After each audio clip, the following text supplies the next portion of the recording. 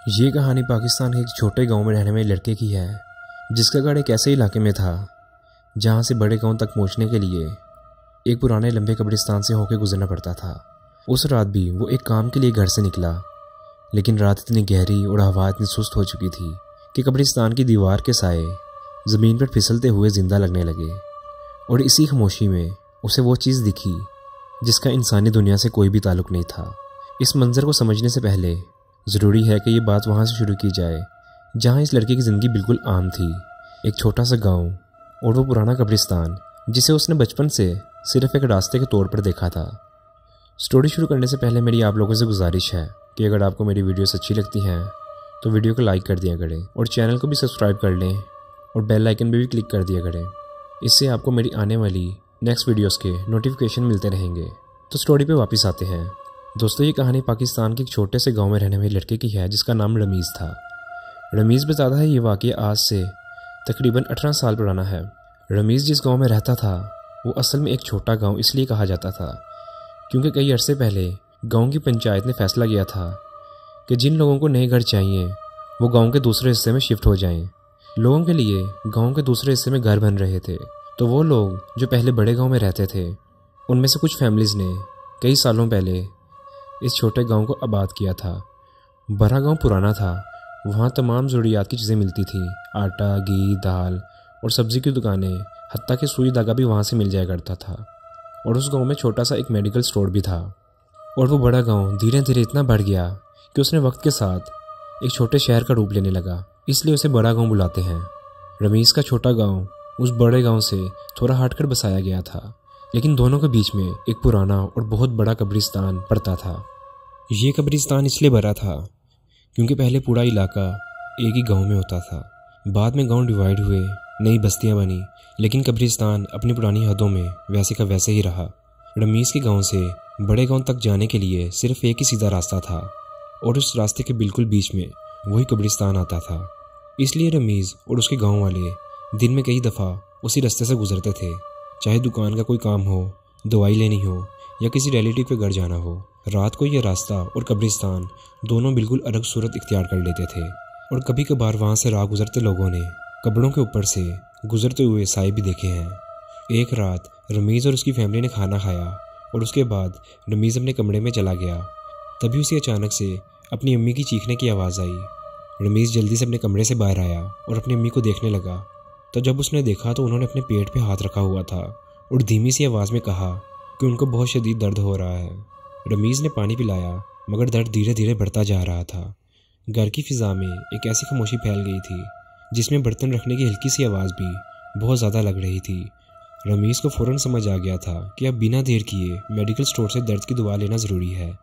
छोटे गाँव के लोग रात के वक्त बड़े गाँव जाने से थोड़ा कतराते थे क्योंकि वहाँ लोगों के साथ उस रास्ते में बहुत से ऐसे वाक़यात हो चुके हैं। बहरहाल रमीज़ ने दीवार पर लटकी हुई घड़ी देखी। रात के तकरीबन 11 बज रहे थे, जो ये वक्त था। इस वक्त बड़े गांव की दुकानें बंद होने लगती थी और मेडिकल स्टोर वाला हारिस भी देर तक नहीं रुकता था। रमीज़ ने जल्दी से जूते पहने, एक पतली सी गर्म चादर अपने कंधे पर डाली और घर का दरवाज़ा खोल के बाहर निकला। गली में रात की हल्की सी ठंडी हवा चल रही थी। दूर कहीं कोई कुत्ता भौंकता और फिर दोबारा से पूरी गली में वापस खामोशी फैल जाती। उस रात चांद भी छुपा हुआ था, सिर्फ आसमान में कहीं कहीं बहुत हल्की सी रोशनी थी और दूर से बड़े गांव की तरफ देखने पर कुछ पीले बल्बों की लकीरें चल रही थी। रमीज़ तेज़ी से अपने कदम चलाता हुआ आगे बढ़ रहा था। रास्ते में पहले खेत आते थे और फिर हल्की सी चढ़ाई के बाद वही लंबा कब्रिस्तान शुरू हो जाता था। ये वही कब्रिस्तान की दीवार थी जिसे रमीज़ बचपन से देखता आ रहा था। पुरानी ईंटें जगह जगह से निकली हुई, दीवार के ऊपर पुराना कांटेदार झाड़ लगा हुआ था जिसमें सूखी टहनियाँ फैली हुई थी और दीवार के बिल्कुल बगल में कब्रों के उबाड़ नज़र आते थे और सूखे फूल और कहीं से ताज़ा लिपाई की मिट्टी की खुशबू आती। ये रास्ता रमीज़ के लिए इतना मामूल था कि कदम बिल्कुल अपने आप चल रहे थे। रमीज़ ने अपने मोबाइल की टॉर्च निकाली हुई थी और मेडिकल स्टोर की तरफ बढ़ रहा था। वो मंजर बहुत सुनसान था। हवा चलती तो कब्रिस्तान के अंदर के दरख्तों के पत्तों की सरसराहट होती। ऐसे लगता जैसे कोई आपस में हल्की सी बातें कर रहा हो। रमीज़ हमेशा इस हिस्से से गुजरते हुए अपनी सांस सीधी रखता था, ना रुकता और ना ही धीरे चलता था। जहाँ दीवार थोड़ी टूटी थी वहाँ से कब्रिस्तान खुला हुआ था वहाँ से कब्रिस्तान के अंदर का अंधेरा और गहरा नजर आता था। रमीज सिर्फ इस फिक्र में आगे बढ़ रहा था कि मेडिकल स्टोर बंद ना हो जाए। आखिर जब दीवार का मोड़ आ गया जहाँ से बड़ा गांव दिखने लगता था, रमीज ने कदम और तेज कर लिए, क्योंकि अब आगे पतली पक्की सड़क थी जिसके बाद बड़े गांव की गली आती थी और उस गली में ही मेडिकल स्टोर था। चौक से गुजर के अब रमीज मेडिकल स्टोर की तरफ मुड़ गया। वहाँ से सफ़ेद हल्की रोशनी आ रही थी जिसको देखने से ऐसे लग रहा था कि हारिस का मेडिकल स्टोर अभी खुला हुआ है। रमीज ने दरवाजे को थोड़ा धक्का दिया तो हारिस रमीज को देखकर हल्का सा मुस्कुराया और बोला, बस 5 मिनट बाद मैं ये मेडिकल स्टोर बंद ही कर रहा था। रमीज ने जल्दी से कहा कि मेरी अम्मी के पेट में दर्द है, कोई दर्द की दवा दे दें। हारिस ने शौक केस से एक छोटा सा डिब्बा निकाला, उसमें से कुछ मेडिसिन रमीज को दे दी। रमीज ने पैसे दिए और शॉपर लेकर सीधा वापस अपने घर की तरफ चल पड़ा। अब वापस आते वक्त फिर वही कब्रिस्तान के बगल वाला रास्ता था। रात और ज़्यादा गहरी हो चुकी थी, हर जगह सन्नाटा था, सिर्फ हवा और दूर कहीं गांव की किसी छोटी सी लाइट का हल्का सा नुक्ता नजर आता। जब रमीज कब्रिस्तान की तरफ मुड़ने वाले रास्ते तक पहुंचा, एक हल्की सी नमी और ठंडी हवा उसके चेहरे पर टकराई।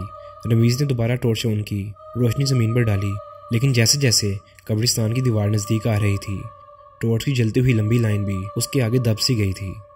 दीवार के बिल्कुल साथ पहले मोड़ आता था जहाँ से अंदर की कब्रें दीवार के ऊपर से नजर आती थी।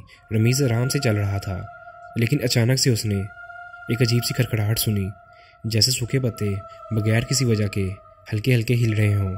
रमीज ने जब टॉर्च का रुख उस तरफ किया, एक सूखी झाड़ी हिली हुई थी, मगर हवा इतनी तेज़ नहीं थी कि वो उस झाड़ी को हिला सके। रमीज एक लम्हे तक रुक कर सुनता रहा। आवाज़ बंद हो गई और फिर उसने खुद को तसल्ली दी और दिल ही दिल में सोचा कि मैं कुछ ज़्यादा ही सोच रहा हूँ। और इसी सोच में वो दोबारा से आगे बढ़ने लगा। आगे वही नीम का दरख्त था जहाँ का साया हमेशा ज़्यादा घना होता था। रमीज उस जगह से थोड़ा और तेज़ चलने लगा, दीवार के उन हिस्सों के पास जहाँ से कब्रिस्तान के अंदर का व्यू ज़्यादा नज़र आता था। रमीज की टॉर्च की रोशनी बिल्कुल कोने पर थी कि अचानक बहुत हल्की सी सरगोशी जैसी आवाज़ उसके कान में पड़ी। आवाज़ बिल्कुल ऐसी थी जैसे कोई इंसान बहुत धीमी सांस ले रहा हो और कुछ बोलने की कोशिश कर रहा हो। रमीज एकदम रुक गया, सांस रोककर उसको सुनने लगा, मगर आवाज़ बंद हो गई थी। रमीज फिर से दिल में घबराहट लेकर आगे बढ़ने लगा। वो बस मोड़ पर पहुंचा ही था कि उसे ऐसा लगा कि जैसे कोई उसको पीछे से देख रहा हो। जब उसने पीछे मुड़कर देखा तो पीछे कुछ भी नहीं था। रमीज ने आगे का रुख किया और 1-2 कदम ही चला होगा कि वो सरगोशी दोबारा सुनाई दी।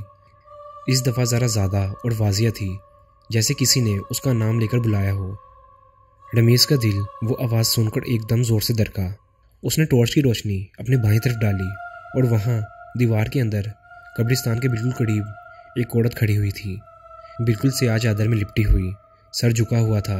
रमीज को लगा कि शायद वो गाँव की औरत होगी जो किसी काम से यहाँ आई होगी, लेकिन जैसे ही रमीज ने उसकी तरफ एक कदम बढ़ाने का इरादा किया, उस औरत ने बिल्कुल धीरे से अपना सर उठाया। टॉर्च की रोशनी उसके चेहरे पर पड़ी तो उसका चेहरा देखकर रमीज अगला सांस लेना भूल गया। चेहरा इंसानी नहीं था, आंखें बिल्कुल चमकती हुई, उसके गाल, नाक, पूरी सूरत ऐसे लग रही थी जैसे किसी ने जलाया हो। रमीज 1 इंच पीछे हटा। उस औरत के होंठ हिले, लेकिन आवाज़ ऐसी लग रही थी जैसे ज़मीन के अंदर से आ रही हो। और सबसे अजीब बात ये थी, उस औरत का साया नहीं था। जो साया उसके पीछे पड़ना चाहिए था वो ज़मीन पर नहीं गिर रहा था। उस औरत ने अपना 1 कदम आगे रखा और ज़मीन पर कोई भी आवाज़ नहीं आई, सिर्फ रमीज़ के कान के पास एक लंबी सी सिसकारी गुजरी। रमीज़ ये देखकर डर के पीछे हुआ और उसका पाँव बजरी पर फिसल गया, जिसकी वजह से उसका मोबाइल नीचे गिर गया और टॉर्च बंद हो गई। से वो पूरा रास्ता एकदम घबराहट वाले अंधेरे में डूब गया। अब रमीज़ के कानों के पास कदम जैसी आवाज़ आने लगी। रमीज़ घबरा कर उलझन में भागता हुआ कब्रों के बीच बीच से गुजरा। वो कभी किसी पत्थर से टकरा जाता और कभी किसी झाड़ी में अटक जाता, लेकिन वो रुका नहीं। कुछ लम्हों बाद कब्रों की दीवार ख़त्म हुई और वो सीधा सड़क पर आ गया। अभी भी पीछे हल्की सी, अभी भी उसको अपने पीछे से कुछ ऐसा महसूस हो रहा था जैसे कोई उसका पीछा कर रहा हो, मगर रमीज़ के अंदर अब पीछे देखने की हिम्मत नहीं थी। वो बस भागता ही जा रहा था। जब गांव के पहले घरों की रोशनी उसे नज़र आई, तब भी उसने अपने कदम धीमे नहीं किए और अपने घर की तरफ भागता रहा। वो सीधा घर पहुंचा और ज़ोर से दरवाज़ा बंद कर कुंडी लगाई और चारपाई पे आकर बैठ गया। बहुत देर तक सांस ठीक करता रहा। रमीज़ की हालत देखकर रमीज़ की अम्मी उसके पास आई और उससे पूछा कि तुम्हें क्या हुआ है। रमीज़ ने बस कहा, भाग के आया हूँ, इस वजह से सांस चढ़ा है। उस रात रमीज़ ने किसी को कुछ नहीं बताया, ना अपनी अम्मी को ना छोटे भाई को। बस ये सोचता रहा कि ये लोग मजाक बनाएंगे या फिर समझ नहीं पाएंगे।